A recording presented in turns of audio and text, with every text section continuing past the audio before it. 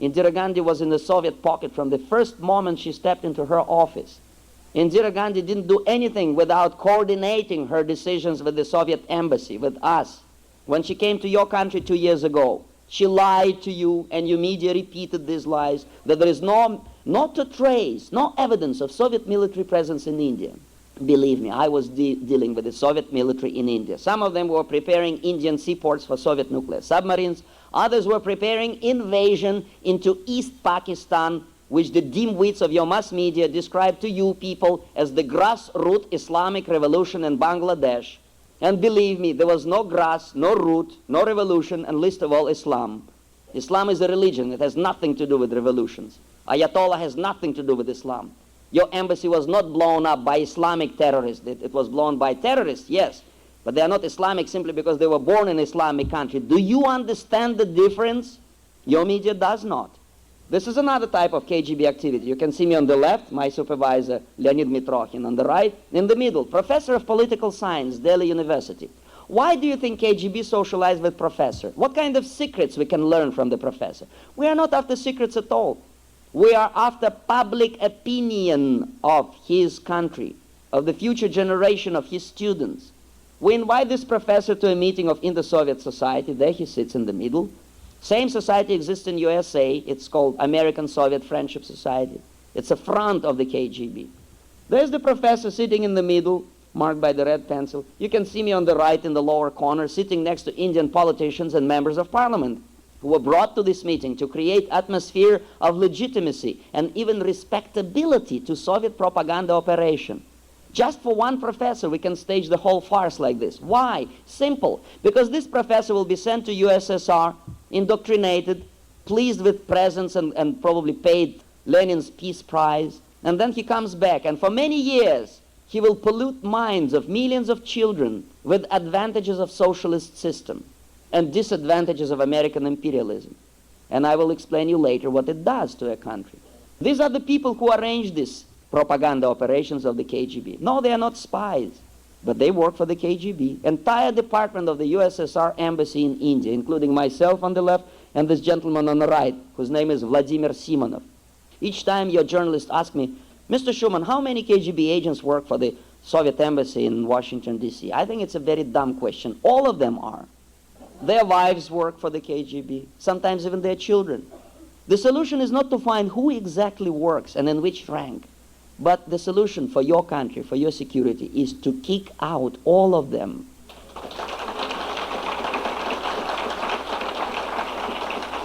Unless they behave, of course. If they behave like normal people, fine. But they don't. That's the trick. They should be kicked out together with the beautiful United Nations.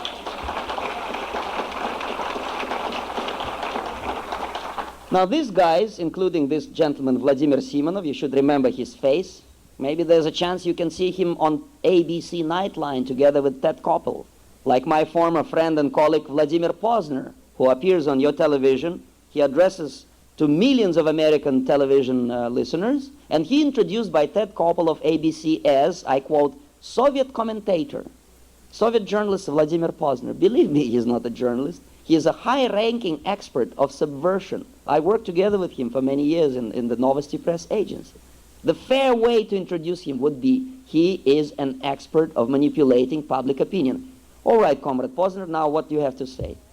No, Ted Koppel says, Volodya, what do you think about Korean airliner incident? What can Volodya think? He is not paid to think. He is paid to screw up your minds with lies.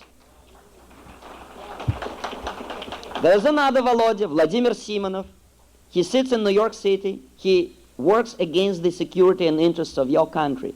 FBI knows perfectly well that he is not a journalist. FBI knows that he is a KGB officer. But you see, FBI cannot kick him out of the United States. Why? Because he doesn't do anything against the law. There is no law against political prostitution in your mass media.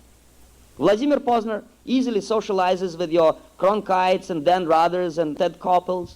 He plants false stories in your media to depict your country in the worst possible terms. And yet he's here. But there is a law, believe me, if you think I'm crazy, go to library and check. There is a law in your criminal code which forbids your FBI from contacting your own media or using your journalists in any possible way in their operations, secret or overt operations, against bandits like Vladimir Simonov. Now, please try to explain me, maybe I'm a dumb Russian, who is more dangerous for you people, my KGB or your FBI? Are you a free and proud nation, or are you a nation of masochists? Why do you pay your taxpayers' money for Soviet espionage in your country? Why do you keep United Nations in New York City? Each time you ask me, Mr. Schuman, if Russians don't like communism, why don't they revolt? Well, let me ask you people, why don't you revolt? There's another type of activity of the KGB, nothing to do with espionage. You can see in the middle a famous Indian guru, Maharishi Mahesh Yogi, Transcendental Meditation. On the left is myself with a beautiful Walter Mondale smile.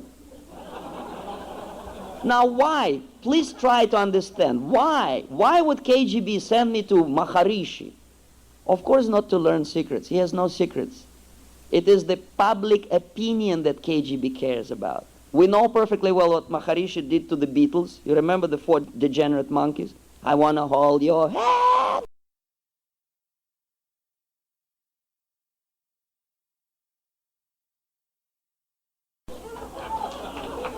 Revolution, yeah, yeah, yeah. Back to the USSR.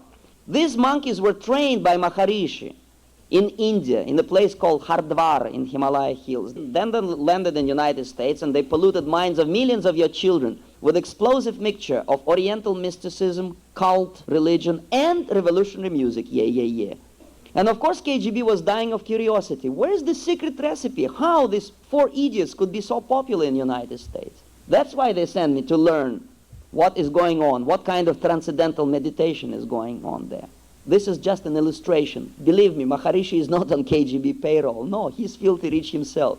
I just want to show you how much importance Soviet intelligence and Soviet propaganda attaches to such thing as religious cults, which slowly destroy the basic moral fiber of your own country, your own religion, and your own moral principles.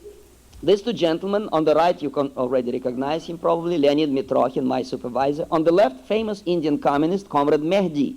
Both of them worked together with me in a secret department called Research and Counter-Propaganda. We did neither. What we did was compilation of information on each individual, keeping files on each person who is instrumental in promoting Soviet propaganda, who can shape public opinion in his country, create ideologies. Those who promote Soviet ideology will be promoted by us and by your elitist groups, like your trilaterals and Council on Foreign Relations, like Ford Foundation, like Endowment for something, I forget. I have quite a number of those. Rockefeller Foundation. They will be promoted to positions of power influence by bribery, corruption, and publicity. Those who resist Soviet propaganda will be listed by KGB for character assassination, defamation, slander, and or execution. And if you think I'm crazy, please unplug bananas from your ears. Open up your eyes. Remember the history. This picture was taken in Cambodia, but the same execution of anti-communists happened everywhere. If you remember the history of Vietnam War, maybe you will recollect the name of small Vietnamese city Hue, H-U-E, which was occupied by North Vietnamese communists for about 10 days. When it was recaptured by South Vietnamese and United States military, they discovered to their horror that several thousands of pro-American Vietnamese, in other words, your best friends, were rounded up, taken out of city limits, and executed this way. They were found with their hands tied up with electric wire behind their backs and their skulls crushed with crowbars. And CIA could not figure out how could communists possibly round up that many people in 2 nights. How did they know their identity, their addresses, their political affiliations? How could they with such deadly accuracy select only those who speak too much about advantages of capitalism and speak too much about how bad is communism? Why only those were executed? Simple, I knew the answer. Long before communists invaded that city, they have established an extensive network of informers, Vietnamese citizens, ordinary people, barbers, taxi drivers, professors of political science, journalists, who acted under orders from the Soviet embassy in Hanoi, from the Department of Research and Counterpropaganda. Believe me, the same department exists in the United States, and some of you people are filed already.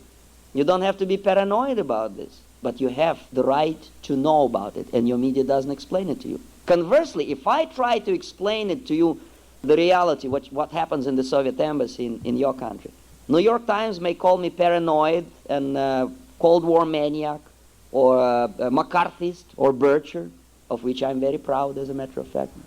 This is what happens. It took me 1 year, well, even more than 1 year, to realize what I'm doing in the Soviet embassy. Because I'm a thick-skulled Russian, I refused, like any normal human being, I refused to be guilty. I refuse to believe something which is that horrible, just like some of you refuse to believe what I'm saying now. Why? Because it's unpleasant. Nobody wants to feel guilty. Besides, my attitude to India was different. I was feeling at home in India. You can see me talking to Indian Buddhist monks. I spoke their languages. I was thinking, daydreaming about marrying an Oriental girl. I was feeling as part of their culture. I respected their culture. Naturally, my decision was to defect when I understand that what we were doing in India can bring irreparable damage, pain, blood, and death. My decision was to run away and to start screaming at the top of my voice, people, please wake up. Please, before these executions start in your country. I tried to explain it to your media, to your politicians, to your CIA, to the dimwits of your intellectual circles. No. 15 years later, after my defection, more than 15 countries went through these massacres. And I'm still considered to be Cold War maniac. And your beautiful Kissingers, Brzezinski, and Schmessingers are considered to be normal people. Now, who is more crazy, please? 15 years and more than 15 countries went through the bloodbath, and Schuman is still an idiot when I'm trying to explain to you, please wake up.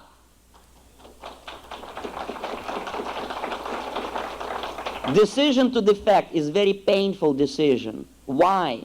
Because this is the type of life I have to leave behind. You can see me sitting by the Soviet consulate in Bombay near the swimming pool. I was filthy rich. Maybe not as filthy as your Jane Fonda, but definitely rich. I was free to travel. I could buy myself anything I want.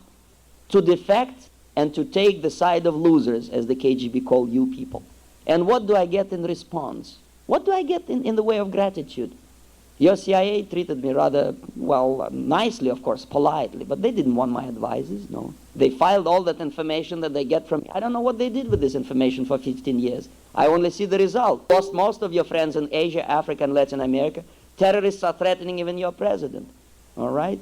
To defect from all this good life and to drive a taxi in New York City, or to work as an apartment building manager, as I did for 2 years in Los Angeles, in downtown slums, populated by your chronically unemployed and homeless and complaining people, where even to collect rent would require a machine gun.